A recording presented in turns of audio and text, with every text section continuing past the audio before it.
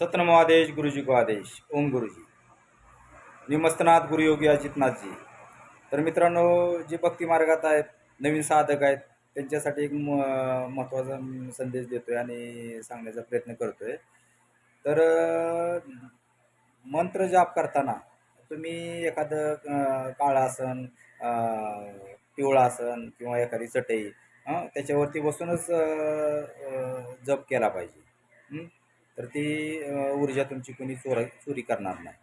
एक समोर तांबे भरून पाणी, समोर अगरबत्ती लावणे, वातावरण शुद्ध होण्यासाठी.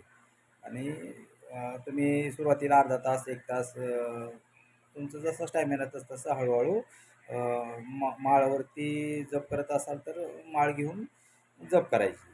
मग ती तुम्ही संकल्प करू शकता 21 दिवसाचा, 11 दिवसाचा. आणि जे स्वामी समर्थांची भक्ती करतात, त्या मार्गात आहे, तर त्यांच्यासाठी पण महत्त्वाची सूचना की तुम्ही नुसतं स्वामी समर्थ म्हणून तुम्हाला त्या ऊर्जेची शक्तीची प्रचिती येणार नाही.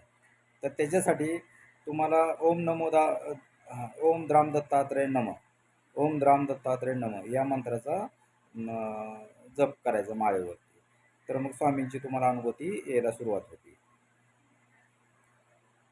मग 11 दिवस करा, 21 दिवस करा. समोर पाणी का ठेवायचं तर वाईट शक्ती जवळ येणार नाही. तर तुम्ही अशा पद्धतीनं बघा, तुम्ही 11 दिवस 21 दिवस असं कंटिन्यू.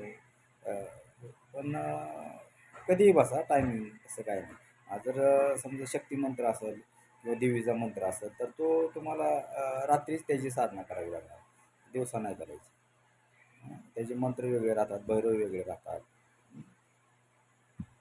जी भक्ती मार्गात आहेत त्यांच्यासाठी. कारण एवढे आतापर्यंत तुम्ही लगेचच सुरुवातीला नामजप करा, नंतर तुम्ही कंटिन्यू आसन घेऊन जप करायला सुरुवात करा. आणि साधना करत असाल तर जेवणही सुद्धा दुसऱ्या कुठल्याही आसनावरती, त्या आसनावरती नाही, त्या आसनाला कोणाला हात पण लावून देऊ नका. आपापलं आसन सेपरेट ठेवायचं आणि कंटिन्यू घडी घालून ठेवायचं, जप झाला की. तरी अशा प्रकारे तुम्ही बघा, तुम्हाला काय परिस्थिती अनुभव येतो. ओम नमो आदेश गुरुजी का आदेश.